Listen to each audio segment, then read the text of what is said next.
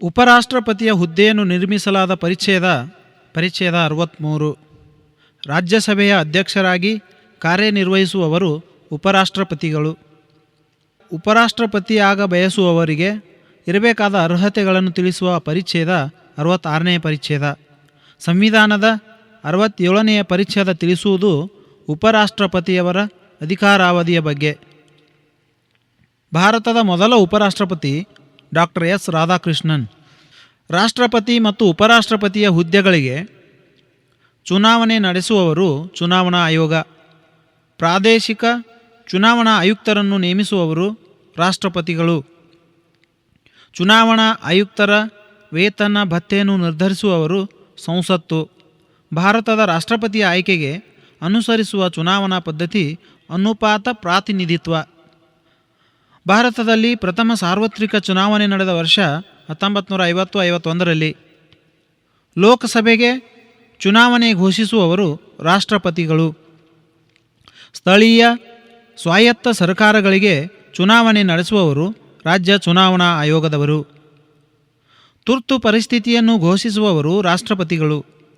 ರಾಷ್ಟ್ರಪತಿಯವರು ಪ್ರಧಾನಮಂತ್ರಿಯವರ ನೇತೃತ್ವದ ಕ್ಯಾಬಿನೆಟ್ನ ಶಿಫಾರಸಿನ ಮೇಲೆ ತುರ್ತು ಪರಿಸ್ಥಿತಿಯನ್ನು ಘೋಷಿಸುವವರು ಎಂಬುದನ್ನು ತಿಳಿಸಲಾದ ತಿದ್ದುಪಡಿ 44ನೇ ತಿದ್ದುಪಡಿ.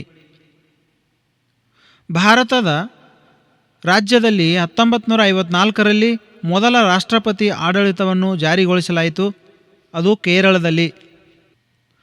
ಹಣಕಾಸು ತುರ್ತು ಪರಿಸ್ಥಿತಿಗೆ ಸಂಬಂಧಪಟ್ಟ ವಿಷಯಗಳನ್ನು ಸಂವಿಧಾನದ 360ನೇ ಪರಿಚ್ಛೇದದಲ್ಲಿ ಅಳವಡಿಸಲಾಗಿದೆ. ಭಾರತದಲ್ಲಿ ಹಣಕಾಸು ಬಿಕ್ಕಟ್ಟು ಸಂಭವಿಸಿದ ವರ್ಷಗಳು 1966 ಮತ್ತು 1991ರಲ್ಲಿ. ರಾಜ್ಯದಲ್ಲಿ ರಾಷ್ಟ್ರಪತಿ ಆಡಳಿತ ಜಾರಿಯಲ್ಲಿದ್ದಾಗ ಆ ರಾಜ್ಯದಲ್ಲಿ ಆಡಳಿತ ನಡೆಸುವವರು ರಾಜ್ಯಪಾಲರು. ತುರ್ತು ಪರಿಸ್ಥಿತಿಯು ಕಾರ್ಯಾಚರಣೆಯಲ್ಲಿರುವಾಗ ಲೋಕಸಭೆಯ ಅವಧಿಯನ್ನು ವಿಸ್ತರಿಸುವ ಅಧಿಕಾರವಿರುವುದು ಸಂಸತ್ತಿಗೆ.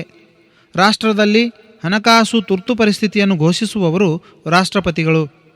ತುರ್ತು ಪರಿಸ್ಥಿತಿಯ ಉಪಬಂಧಗಳನ್ನು ಅಮೆರಿಕ ಸಂವಿಧಾನದಿಂದ ಎರವಲು ಪಡೆಯಲಾಗಿದೆ. ಸಂಸತ್ತು ಅಧಿವೇಶನಕ್ಕೆ ಸೇರಿದಾಗ 11 ರಿಂದ 12 ಗಂಟೆಯ ಅವಧಿಯನ್ನು ಪ್ರಶ್ನೋತ್ತರ ವೇಳೆ ಎಂದು ಕರೆಯುತ್ತಾರೆ. ಸಂಸತ್ತಿನಲ್ಲಿ ಅನೌಪಚಾರಿಕವಾಗಿ ಚರ್ಚೆಗಳು ನಡೆಯುವ ಅವಧಿ ಶೂನ್ಯ ವೇಳೆ. ಸಂಸತ್ತಿನಲ್ಲಿ ಶೂನ್ಯ ವೇಳೆ ಇರುವ ಅವಧಿ 12 ರಿಂದ 1 ಗಂಟೆಯವರೆಗೆ.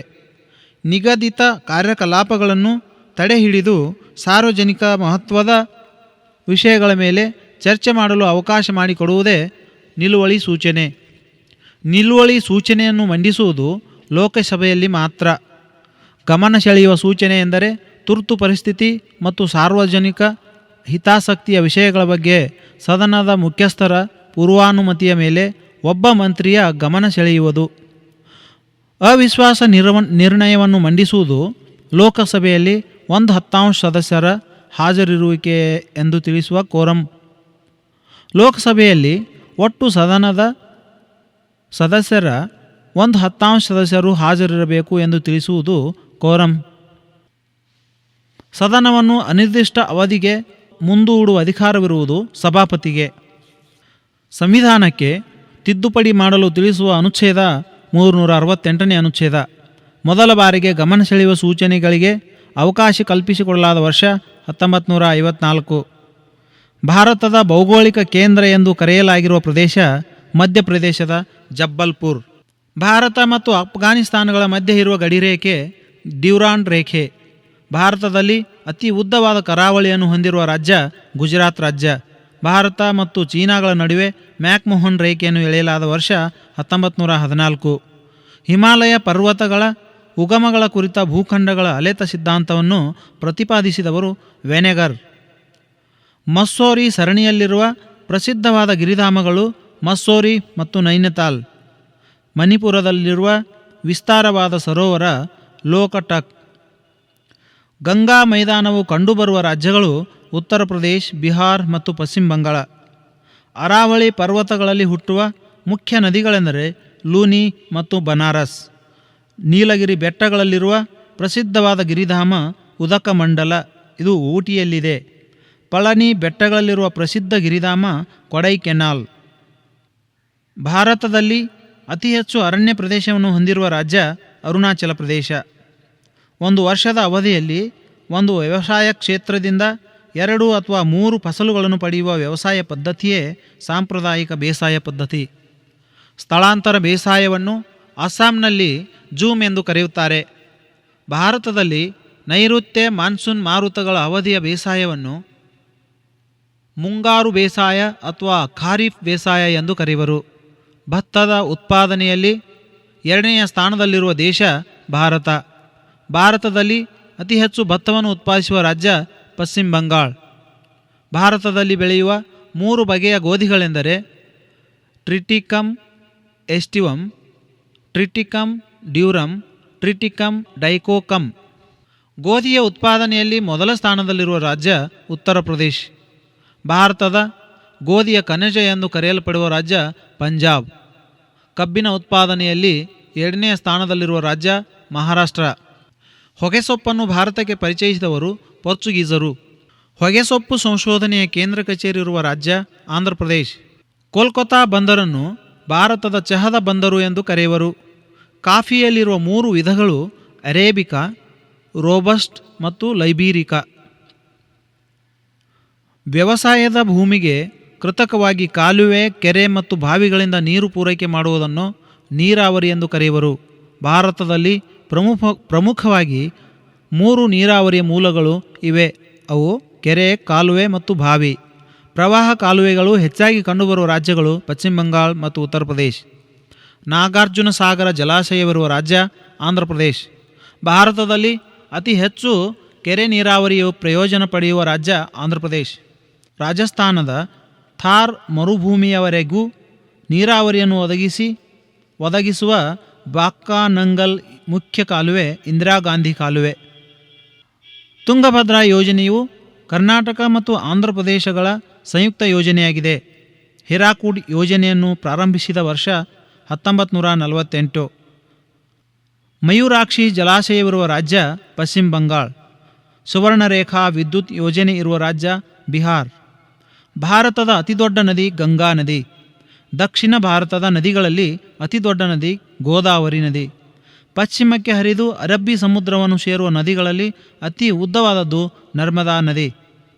ದಕ್ಷಿಣ ಭಾರತದ ನದಿ ವ್ಯವಸ್ಥೆಯಲ್ಲಿ ಪೂರ್ವಕ್ಕೆ ಹರಿಯುವ ಮುಖ್ಯ ನದಿಗಳೆಂದರೆ ಮಹಾನದಿ, ಗೋದಾವರಿ, ಕೃಷ್ಣ, ಪೆನ್ನಾರ್, ಪಾಲಾರ್, ವಗೈ ಮತ್ತು ತಾಮ್ರಪರ್ಣಿ.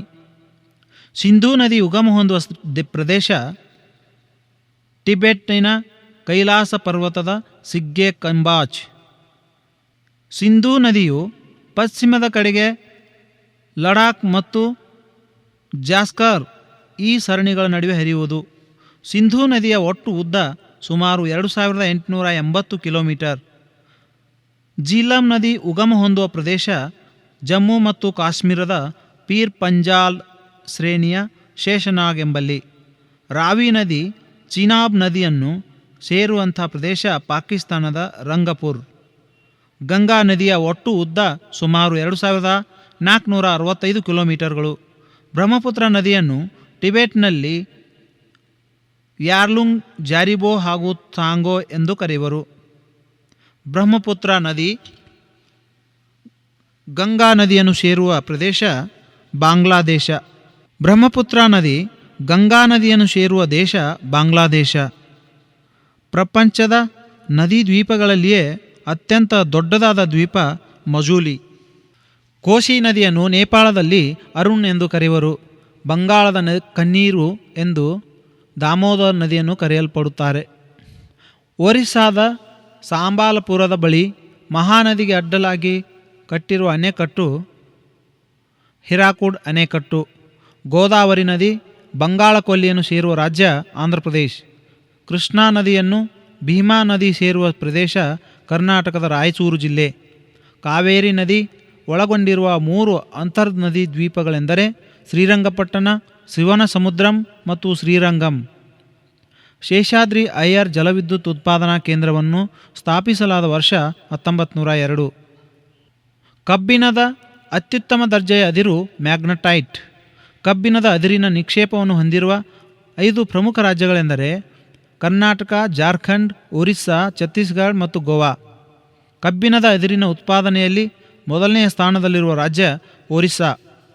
ಭಾರತದಿಂದ ಮ್ಯಾಂಗನೀಸನ್ನು ಆಮದು ಮಾಡಿಕೊಳ್ಳುವಲ್ಲಿ ಅತಿ ಮುಖ್ಯವಾದ ರಾಷ್ಟ್ರ ಜಪಾನ್. ಅಲ್ಯೂಮಿನಿಯಂ ಲೋಹ ತಯಾರಿಕೆಯಲ್ಲಿ ಬಳಸುವ ಮುಖ್ಯ ಕಚ್ಚಾ ವಸ್ತು bauxite.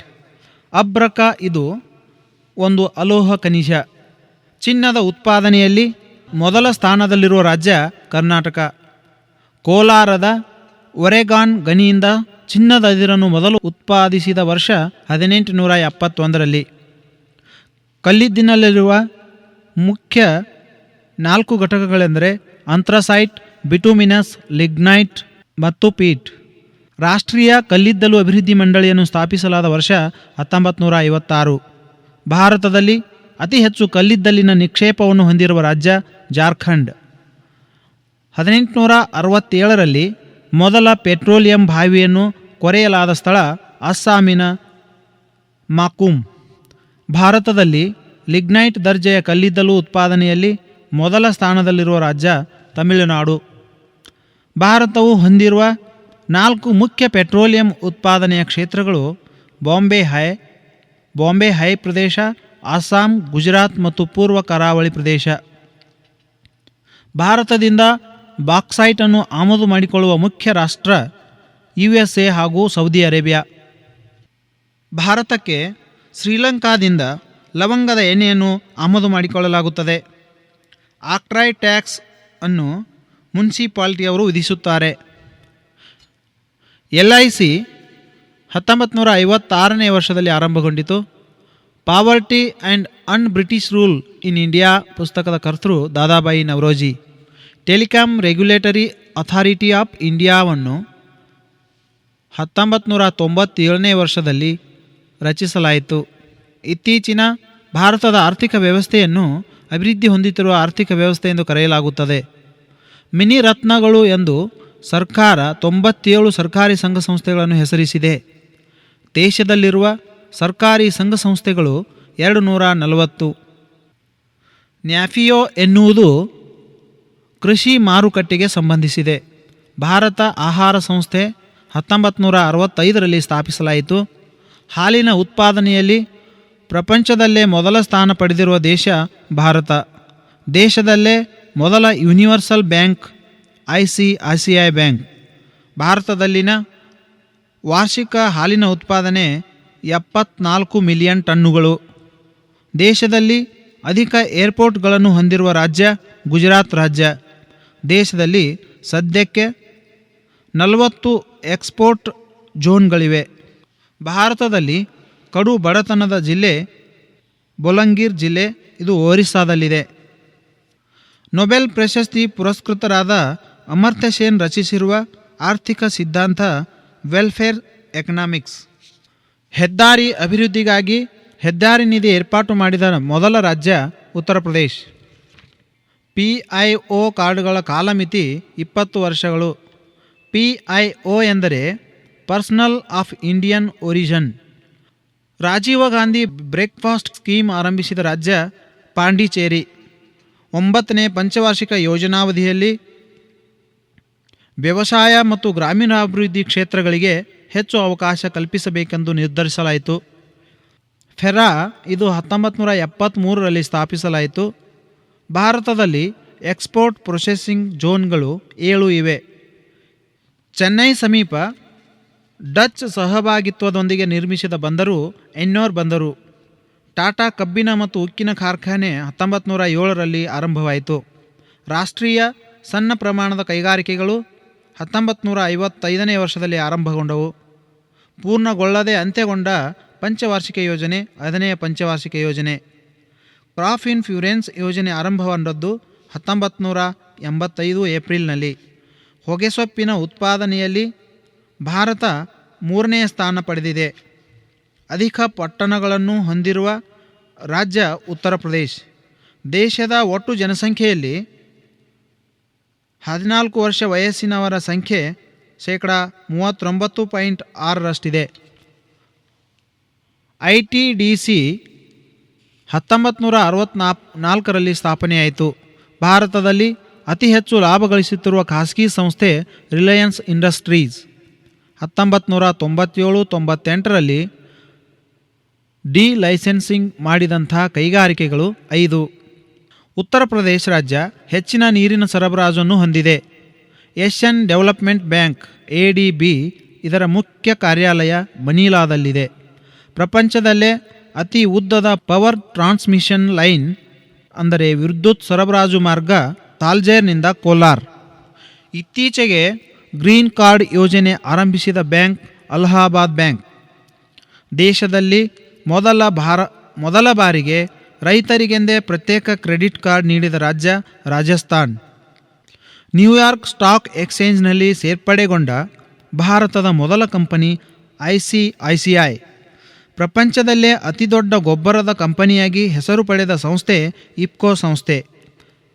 Billion baby Aastha December 2000ರಂದು ಸಫ್ದರ್ ಜಂಗ್ ಹಾಸ್ಪಿಟಲ್ನಲ್ಲಿ ಜನ್ಮ ತಾಳಿತು. 14 ವರ್ಷ ಕಾಲ ಶಾಂತಿ ಪಾಲನೆ ಮಾಡಿದ್ದರ ಪ್ರತಿಫಲವಾಗಿ 180 ಕೋಟಿ ರೂಪಾಯಿ ಶಾಂತಿ ಬಹುಮಾನ ಪ್ಯಾಕೇಜ್ ಪಡೆದ ಈಶಾನ್ಯದ ರಾಜ್ಯ ಮಿಜೋರಾಂ. ಪ್ರಪಂಚದ 500 ದೊಡ್ಡ ಕಂಪನಿಗಳ ಪಟ್ಟಿಯಲ್ಲಿ ಸ್ಥಾನ ಪಡೆದ ಭಾರತೀಯ ಕಂಪನಿ ಇಂಡಿಯನ್ ಆಯಿಲ್ ಕಾರ್ಪೊರೇಷನ್. ಅವೆರ್ಟ್ ಹೆಸರಿನ ಏಡ್ಸ್ ನಿಯಂತ್ರಣ ಯೋಜನೆ ಮಹಾರಾಷ್ಟ್ರ ರಾಜ್ಯಕ್ಕೆ ಸಂಬಂಧಿಸಿದೆ. ಇಂಡಸ್ಟ್ರಿಯಲ್ ಲೈಸೆನ್ಸಿಂಗ್ ಪಾಲಿಸಿ ಎಂಕ್ವೈರಿ ಕಮಿಟಿಗಿರುವ ಮತ್ತೊಂದು ಹೆಸರು ದತ್ ಕಮಿಟಿ. ಡ್ರೈನ್ ಥಿಯರಿ ಪ್ರತಿಪಾದಿಸಿದವರು ದಾದಾಬಾಯಿ ನವರೋಜಿ. ಭಾರತ ಜನಸಂಖ್ಯಾ ಚರಿತ್ರೆಯಲ್ಲಿ 1921ನೇ ವರ್ಷವನ್ನು ಇಯರ್ ಆಫ್ ಗ್ರೇಟ್ ಡಿವೈಡ್ ಎಂದು ವಿಭಾಗಿಸಲಾಗಿದೆ. ಭಾರತದಲ್ಲಿ ಮೊದಲ ಬಾರಿಗೆ ಜನಗಣತಿ ಮಾಡಿದ ವರ್ಷ 1872. ಯೋಜನಾ ಆಯೋಗವನ್ನು 1950 ಮಾರ್ಚ್ 15ರಂದು ಸ್ಥಾಪಿಸಲಾಯಿತು. ಭಾರತದಲ್ಲಿ ಕರೆನ್ಸಿ ನೋಟುಗಳನ್ನು ಜಾರಿಗೊಳಿಸುವ ಅಧಿಕಾರ ಹೊಂದಿರುವ ಏಕೈಕ ಸಂಸ್ಥೆ ರಿಸರ್ವ್ ಬ್ಯಾಂಕ್ ಆಫ್ ಇಂಡಿಯಾ. ದೇಶದಲ್ಲಿ ಉತ್ಪಾದಿಸುವ ವಸ್ತುಗಳಿಗೆ ವಿಧಿಸುವ ತೆರಿಗೆಯನ್ನು ಎಕ್ಸೈಸ್ ಡ್ಯೂಟಿ ಎಂದು ಕರೆಯುತ್ತಾರೆ. ಲೀಡ್ ಬ್ಯಾಂಕ್ ಯೋಜನೆ 1969ರಲ್ಲಿ ಆರಂಭಗೊಂಡಿತು. ದೇಶದ ರಾಷ್ಟ್ರೀಯ ಆದಾಯಕ್ಕಿರುವ ಮತ್ತೊಂದು ಹೆಸರು ನೆಟ್ ನ್ಯಾಷನಲ್ ಪ್ರಾಡಕ್ಟ್. ಕೇಂದ್ರ ಸರ್ಕಾರ ಜನರಲ್ ಇನ್ಶೂರೆನ್ಸ್ ಕಾರ್ಪೊರೇಷನನ್ನು ನವೆಂಬರ್ 1972ರಲ್ಲಿ ಸ್ಥಾಪಿಸಿತು. ಇಂಡಿಯನ್ ಸ್ಟಾಕ್ ಎಕ್ಸ್ಚೇಂಜ್ನಲ್ಲಿ ಭಾರೀ ಮೊತ್ತದಲ್ಲಿ ಬಂಡವಾಳ ಹೂಡುತ್ತಿರುವ ಭಾರತದ ಏಕೈಕ ಸಂಸ್ಥೆ ಯುನಿಟ್ ಟ್ರಸ್ಟ್ ಆಫ್ ಇಂಡಿಯಾ. ಗೊಬ್ಬರ ವಿನಿಯೋಗದಲ್ಲಿ ಮೊದಲ 4 ಸ್ಥಾನ ಪಡೆದಿರುವ ರಾಷ್ಟ್ರಗಳು ಅಮೆರಿಕ, ರಷ್ಯಾ, ಚೀನಾ ಮತ್ತು ಭಾರತ. ಸ್ವರ್ಣ ಜಯಂತಿ ಶಹರ್ ರೋಜಗಾರ ಯೋಜನೆಯನ್ನು 1997 ಡಿಸೆಂಬರ್ನಲ್ಲಿ ಆರಂಭಿಸಲಾಯಿತು. ಜಮ್ಮು ಕಾಶ್ಮೀರ ರಾಜ್ಯದಲ್ಲಿ ಬಡವರ ಸಂಖ್ಯೆ ಅತಿ ಕಡಿಮೆ. ಇಂದಿರಾ ಮಹಿಳಾ ಯೋಜನೆಯನ್ನು ಅಕ್ಟೋಬರ್ 2, 1993ರಂದು ಆರಂಭಿಸಲಾಯಿತು. 11ನೇ ಹಣಕಾಸು ಆಯೋಗದ ಅಧ್ಯಕ್ಷರು MM ಖುಸ್ರೋ. ಭಾರತದಲ್ಲಿ ಅತ್ಯಧಿಕ ಬಾಲಕಾರ್ಮಿಕರಿರುವ ರಾಜ್ಯ ಮಹಾರಾಷ್ಟ್ರ. ರಾಷ್ಟ್ರೀಯ ಸಾಕ್ಷರತಾ ಮಿಷನ್ 1988ರಲ್ಲಿ ಆರಂಭವಾಯಿತು. ಭಾರತದ ನಿರುದ್ಯೋಗ ಸಮಸ್ಯೆ ಮುಖ್ಯವಾಗಿ ರಚನಾತ್ಮಕವಾಗಿದೆ. ವ್ಯವಸಾಯಕ್ಕೆ ಆದಾಯ ತೆರಿಗೆ ವಿಧಿಸಿದಂತಹ ಮೊದಲ ರಾಜ್ಯ ಬಿಹಾರ್. ಭಾರತವು 1957 ಏಪ್ರಿಲ್ 1ರಂದು ದಶಾಂಶ ಪದ್ಧತಿ ಆಚರಿಸಲು ಆರಂಭಿಸಿತು. ವಿವಾದಕ್ಕೊಳಗಾದ ಎನ್ರಾನ್ ಪವರ್ ಪ್ರಾಜೆಕ್ಟ್ ಇದು ಮಹಾರಾಷ್ಟ್ರದ ರತ್ನಗಿರಿ ಜಿಲ್ಲೆಯಲ್ಲಿನ ದಬೋಲ್ ಬಳಿ ಇದೆ. ನಾನ್ ಮೆರಿಟ್ ವಸ್ತುಗಳು ಎಂದರೆ ಆಹಾರ ಧಾನ್ಯಗಳು ಇತ್ಯಾದಿ. ಗ್ರೀನ್ ಬ್ಯಾಕ್ ಎಂದರೆ ಅಮೇರಿಕನ್ ಡಾಲರ್. ಸಮಾಜಾಭಿವೃದ್ಧಿ ಕಾರ್ಯಕ್ರಮ 1952ರಲ್ಲಿ ಆರಂಭಗೊಂಡಿತು. KVC ಎಂದರೆ ಖಾದಿ ಗ್ರಾಮಾಂತರ ಕೈಗಾರಿಕಾ ಕಮಿಷನ್. KVC ಇದು 1976ರಲ್ಲಿ ಪ್ರಾರಂಭವಾಯಿತು. JRY ಎಂದರೆ ಜವಹರ್ ರೋಜ್ಗಾರ್ ಯೋಜನೆ. ಜವಹರ್ ರೋಜ್ಗಾರ್ ಯೋಜನೆಯು 1989ರಲ್ಲಿ ಆರಂಭಿಸಲಾಯಿತು. ಇಂದಿರಾ ಆವಾಸ್ ಯೋಜನೆ ಎಂದರೆ IAY. IAY 1989ರಲ್ಲಿ ಪ್ರಾರಂಭವಾಯಿತು. IRDP ಎಂದರೆ ಸಮಗ್ರ ಗ್ರಾಮೀಣಾಭಿವೃದ್ಧಿ ಯೋಜನೆ. GKY ಎಂದರೆ ಗಂಗಾ ಕಲ್ಯಾಣ ಯೋಜನೆ. ಒರಿಸ್ಸಾ ರಾಜ್ಯದಲ್ಲಿ ಕಂಡುಬರುವ ಬಡವರ ಸಂಖ್ಯೆ ಅಧಿಕವಾಗಿದೆ. MSY ಎಂದರೆ ಮಹಿಳಾ ಸಮೃದ್ಧಿ ಯೋಜನೆ. MSY 1993ರಲ್ಲಿ ಪ್ರಾರಂಭವಾಯಿತು. ಸ್ವತಂತ್ರ ಭಾರತದ ಮೊದಲ ಮಹಿಳಾ ರಾಷ್ಟ್ರಪತಿ ಪ್ರತಿಭಾ ಪಾಟೀಲ್. ಭಾರತದಲ್ಲಿ ನಿರ್ಮಾಣವಾದ ಮೊದಲ ಹಡಗು ಜಲ ಉಷಾ 1948ರಲ್ಲಿ.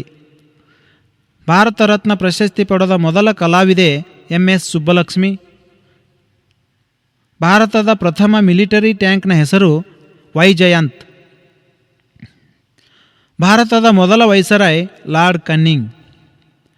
ಭಾರತದ ಮೊದಲ governor general Warren Hastings. Jnanpith ಪ್ರಶಸ್ತಿ ಪಡೆದ ಮೊದಲ ಭಾಷೆ ಮಲಯಾಳಂ. ಬಾಹ್ಯಾಕಾಶಕ್ಕೆ ಹಾರಿದ ಮೊದಲ ಭಾರತದ ಮಹಿಳೆ ಡಾಕ್ಟರ್ ಕಲ್ಪನಾ ಚಾವ್ಲಾ. ಭಾರತದ ಪ್ರಥಮ ಕಾಂಗ್ರೆಸ್ಸೇತರ ಪ್ರಧಾನಿ ಮೊರಾರ್ಜಿ ದೇಸಾಯಿ. ನೊಬೆಲ್ ಪ್ರಶಸ್ತಿ ಪಡೆದ ಪ್ರಥಮ ಭಾರತೀಯ ರವೀಂದ್ರನಾಥ್ ಟ್ಯಾಗೋರ್.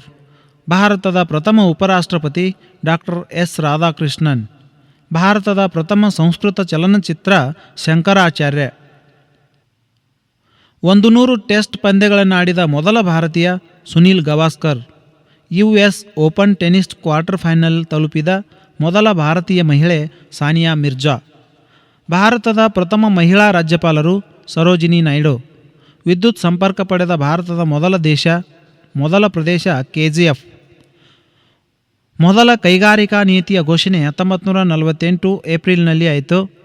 ಮೊದಲ ಕೈಗಾರಿಕಾ ನೀತಿ ಘೋಷಣೆ ಮಾಡಿದ ಕೈಗಾರಿಕಾ ಕ್ರಾಂತಿ ಶ್ಯಾಮ್ ಪ್ರಸಾದ್ ಮುಖರ್ಜಿ. ನೈಲ್ ನದಿಯ ದಂಡೆಯ ಈಜಿಪ್ಟ್ ನಗರ ಅಲೆಕ್ಸಾಂಡ್ರಿಯಾ. ವಿಶ್ವದ ಅತಿ ಎತ್ತರದ ಹೆಬ್ಬಾಗಿಲು ಬುಲಂದ್ ದರ್ವಾಜಾ. ಪೂರ್ವ ಸ್ಕಾಟ್ಲೆಂಡ್ ಎಂದು ಕರೆಯಲ್ಪಡುವ ಸ್ಥಳ ಶಿಲ್ಲಾಂಗ್. ಟೈಗ್ರೀಸ್ ನದಿಯ ದಂಡೆಯ ಮೇಲಿನ ಇರಾಕ್ನ ನಗರ ಬಾಗ್ದಾದ್. ಬಿಳಿ ಆನೆಗಳ ನಾಡು ಥೈಲ್ಯಾಂಡ್. ಸೇಂಟ್ ಜಾರ್ಜ್ ಕೋಟೆ ಇರುವ ಸ್ಥಳ ಕೋಲ್ಕತಾ. ಪ್ರಪಂಚದ ಸಕ್ಕರೆಯ ಖನಿಜ ಎಂದು ಕರೆಯುವ ಸ್ಥಳ ಕ್ಯೂಬಾ. ಸಾಗರ ಅಧ್ಯಯನ ಶಾಸ್ತ್ರದ ಸಂಸ್ಥೆ ಇರುವುದು ಗೋವಾದಲ್ಲಿ. ಭಾರತದ ಸಹಕಾರಿ ಚಳುವಳಿಯ ತೊಟ್ಟಿಲು ಧಾರವಾಡ. ಪ್ರಪಂಚದ ಅತ್ಯಂತ ದೊಡ್ಡ ದ್ವೀಪ ಗ್ರೀನ್ಲ್ಯಾಂಡ್. ದೇಶದ ಅತಿದೊಡ್ಡ ರೇಷ್ಮೆಗೂಡಿನ ಮಾರುಕಟ್ಟೆ ಇರುವ ನಗರ ಮುಂಬೈ. 1929ರಲ್ಲಿ ಪೋಪ್ ಇಟಲಿಯ ಸರ್ಕಾರದ ಒಪ್ಪಂದದಿಂದ ರಚನೆಯಾದ ನಗರ ವ್ಯಾಟಿಕನ್ ಸಿಟಿ. ಇಂಗ್ಲೆಂಡಿನ ಉದ್ಯಾನವನವೆಂದು ಕರೆಯಲ್ಪಡುವ ನಗರ ಕೆಂಟ್. ತ್ರಿಕೋಟೇಶ್ವರ ದೇವಾಲಯವಿರುವ ಸ್ಥಳ ಗದಗ್. ಭಾರತದಲ್ಲಿ ವಜ್ರ ದೊರೆಯುವ ಸ್ಥಳ ಪಣ್ಣ. ವಿಜಯನಗರ ಸ್ಥಾಪನೆಗೆ ಪ್ರೇರಣೆಯಾದ ಸಂತ ವಿದ್ಯಾರಣ್ಯ. ವಿಜಯನಗರದ ಸಂಸ್ಥಾಪಕರು ಹರಿಹರ ಮತ್ತು ಬುಕ್ಕರಾಯ. ವಿಜಯನಗರದ ಮೊದಲನೆಯ ಸಂತತಿ ಸಂಗಮ ಸಂತತಿ. ವಿಜಯನಗರದ ಮೊದಲನೆಯ ಅರಸ ಮೊದಲನೆಯ ಹರಿಹರ. ಚೀನಾಕ್ಕೆ ರಾಯಭಾರಿಯನ್ನು ಕಳುಹಿಸಿದ ವಿಜಯನಗರದ ಅರಸ ಮೊದಲನೆಯ ಬುಕ್ಕರಾಯ. ಮಧುರಾ ವಿಜಯಂ ಕೃತಿಯನ್ನು ಬರೆದವರು ಗಂಗಾದೇವಿ. ಮಧುರಾ ವಿಜಯಂನ ಇನ್ನೊಂದು ಹೆಸರು ವೀರ ಕಂಪಣ ರಾಯಚರಿತಂ. ಮೊದಲನೇ ದೇವರಾಯನ ಆಸ್ಥಾನಕ್ಕೆ ಭೇಟಿ ನೀಡಿದ ಪ್ರವಾಸಿಗ ನಿಕೋಲೋ ಕೌಂಟಿ ಇಟಲಿ ದೇಶದವನು. ಎರಡನೇ ದೇವರಾಯನ ಆಸ್ಥಾನಕ್ಕೆ ಆಗಮಿಸಿದ ಪರ್ಷಿಯಾದ ರಾಯಭಾರಿ ಅಬ್ದುಲ್ ರಜಾಕ್ನ ಕೃತಿ ಮತಾಲಸ್ ಸದೇನ್. ಎರಡನೇ ದೇವರಾಯನ ಬಿರುದು ಗಜಬೇಟೆಗಾರ. ಎರಡನೇ ದೇವರಾಯನ ಆಸ್ಥಾನದ ಪ್ರಸಿದ್ಧ ತೆಲುಗು ವಿದ್ವಾಂಸ ಶ್ರೀನಾಥ. ತುಳುವ ಮನೆತನದ ಸ್ಥಾಪಕ ವೀರ ನರಸಿಂಹ. ಪೋರ್ಚುಗೀಸರು ವಿಜಯನಗರ ರಾಜ್ಯದಲ್ಲಿ ತಮ್ಮ ಕಾರ್ಖಾನೆಯನ್ನು ಭಟ್ಕಳ ಎಂಬಲ್ಲಿ ಸ್ಥಾಪಿಸಿದರು. ಕೃಷ್ಣದೇವರಾಯನ ಪ್ರಸಿದ್ಧ ಬಿರುದು ಯವನ ರಾಜ್ಯ ಪ್ರತಿಷ್ಠಾಪನಾಚಾರ್ಯ. ಕೃಷ್ಣದೇವರಾಯನ ಪರಾಭವಗೊಳಿಸಿದ ಕಳಿಂಗದ ಅರಸ ಗಜಪತಿ ಪ್ರತಾಪರುದ್ರ. ಘನವಸ್ತುವನ್ನು ಕೂಡ ತೂರಿಕೊಂಡು ಹೋಗುವ ವಿದ್ಯುತ್ ಕಾಂತೀಯ ಅಲೆಗಳು ಕ್ಷಯಕಿರಣಗಳು. ವಿದ್ಯುತ್ ಕಾಂತೀಯ ಅಲೆಗಳನ್ನು ಅಳೆಯುವ ಏಕಮಾನ ಹರ್ಟ್ಜ್. ಅತಿ ಕಡಿಮೆ ಆವೃತ್ತಿಯನ್ನು ಹೊಂದಿರುವ ವಿದ್ಯುತ್ ಕಾಂತೀಯ ಅಲೆಗಳು ರೇಡಿಯೋ ಅಲೆಗಳು. ಅತಿ ಹೆಚ್ಚಿನ ಆವೃತ್ತಿಯನ್ನು ಹೊಂದಿರುವ ವಿದ್ಯುತ್ ಕಾಂತೀಯ ಅಲೆಗಳು ಗಾಮಾ ಕಿರಣಗಳು. ವೈದ್ಯಕೀಯ ಮತ್ತು ಶಸ್ತ್ರಚಿಕಿತ್ಸೆಯಲ್ಲಿ ಬಳಸುವ ತರಂಗಗಳು ಅಲ್ಟ್ರಾಸಾನಿಕ್ ತರಂಗಗಳು. ಭೂಕಂಪನದಲ್ಲಿ ಕಂಡುಬರುವ ತರಂಗಗಳು ಇನ್ಫ್ರಾಸಾನಿಕ್ ತರಂಗಗಳು. ಪ್ರಪಂಚದ ಎಲ್ಲ ವಸ್ತುಗಳ ಸ್ವರೂಪ, ಗುಣಧರ್ಮ ಹಾಗೂ ಬದಲಾವಣೆಗಳನ್ನು ಅಭ್ಯಸಿಸುವ ವಿಜ್ಞಾನವೇ ರಸಾಯನಶಾಸ್ತ್ರ. ಸಾಮಾನ್ಯವಾಗಿ ಇಂಗಾಲದಿಂದ ರಚಿಸಲ್ಪಡದ ವಸ್ತುಗಳನ್ನು ಅಭ್ಯಸಿಸುವ ಶಾಸ್ತ್ರ ನಿರವಯವ ರಸಾಯನಶಾಸ್ತ್ರ. ಇಂಗಾಲ ಮತ್ತು ಅದರ ಸಂಯುಕ್ತಗಳನ್ನು ಅಭ್ಯಸಿಸುವ ಶಾಸ್ತ್ರ ಸಾವಯವ ರಸಾಯನಶಾಸ್ತ್ರ. ರಾಸಾಯನಿಕ ಕ್ರಿಯೆ, ಅದರ ವೇಗ ಮತ್ತು ಕ್ರಿಯೆಯ ಮೇಲಿನ ಪ್ರಭಾವಗಳನ್ನು ಅಭ್ಯಸಿಸುವ ಅಂಗವೇ ಭೌತ ರಸಾಯನಶಾಸ್ತ್ರ. ಜೀವಿಗಳಲ್ಲಿ ನಡೆಯುವ ಬದಲಾವಣೆಗಳು, ಜೀವಿಯ ರಚನೆಯನ್ನು ಅರಿಯುವ ಶಾಸ್ತ್ರ ಜೀವರಸಾಯನಶಾಸ್ತ್ರ. ಪ್ರತಿಯೊಂದು ವಸ್ತುವು ಪರಮಾಣುಗಳಿಂದ ರಚಿಸಲ್ಪಟ್ಟಿದೆ ಎಂದು ತಿಳಿಸುವ ಸಿದ್ಧಾಂತವೇ ಡಾಲ್ಟನ್ನ ಸಿದ್ಧಾಂತ. ವಿವಿಧ ವಸ್ತುಗಳಲ್ಲಿ ಕಂಡುಬರುವ ವಿಧಗಳೆಂದರೆ ಘನ, ದ್ರವ ಮತ್ತು ಅನಿಲ. ವಸ್ತುಗಳಲ್ಲಿ ಕಂಡುಬರುವ ಬದಲಾವಣೆಗಳು ಭೌತಿಕ ಹಾಗೂ ರಾಸಾಯನಿಕ ಬದಲಾವಣೆಗಳು.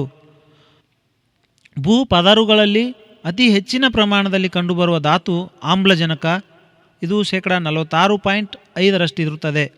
ಸಮುದ್ರದ ನೀರಿನಲ್ಲಿ ಅತಿ ಹೆಚ್ಚಿನ ಪ್ರಮಾಣದಲ್ಲಿ ಕಂಡುಬರುವ ಲವಣ ಕ್ಲೋರೈಡ್. ವಾಯುಗೋಳದಲ್ಲಿ ಕಂಡುಬರುವ ಅತಿ ಹೆಚ್ಚು ಪ್ರಮಾಣದ ವಾಯು ಸಾರಜನಕ.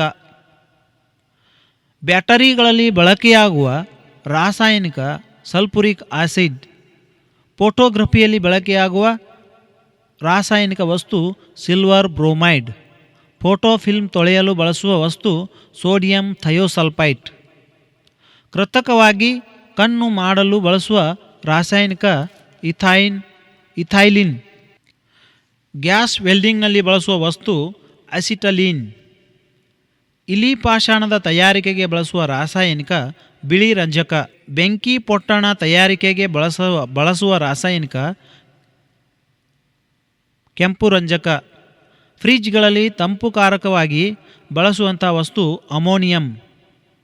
ರಾಸಾಯನಿಕ ಗೊಬ್ಬರಗಳಲ್ಲಿ ಬಳಸುವ ವಸ್ತುಗಳು ಸಾರಜನಕ, ರಂಜಕ ಮತ್ತು ಪೊಟ್ಯಾಷ್ ಅಂದರೆ NPK. ನಿಹಾರಿಕಾ ಅಥವಾ ಜ್ಯೋತಿರ್ಮೇಘ ಸಿದ್ಧಾಂತವನ್ನು ಮಂಡಿಸಿದವರು ಇಮ್ಯಾನ್ಯುಯಲ್ ಕಾಂಟ್ ಮತ್ತು ಮಾರ್ಕ್ವಿಸ್ ಡಿ ಲಾಪ್ಸೆ. ಇಮ್ಯಾನ್ಯುಯಲ್ ಕಾಂಟ್ನ ದೇಶ ಜರ್ಮನಿ. 1796ರಲ್ಲಿ ನಿಹಾರಿಕಾ ಸಿದ್ಧಾಂತವನ್ನು ಮಂಡಿಸಿದವರು ಮಾರ್ಕ್ವಿಸ್ ಡಿ ಲಾಪ್ಲೇಸ್. ಭೂಮಿಯ ನೈಸರ್ಗಿಕ ಉಪಗ್ರಹ ಚಂದ್ರ. ಚಂದ್ರನ ಸರಾಸರಿ ದೂರ 3,84,400 ಕಿಲೋಮೀಟರ್ಗಳು. ಭೂಮಿಯ ವಯಸ್ಸು 4.6 ಬಿಲಿಯನ್ ವರ್ಷಗಳು.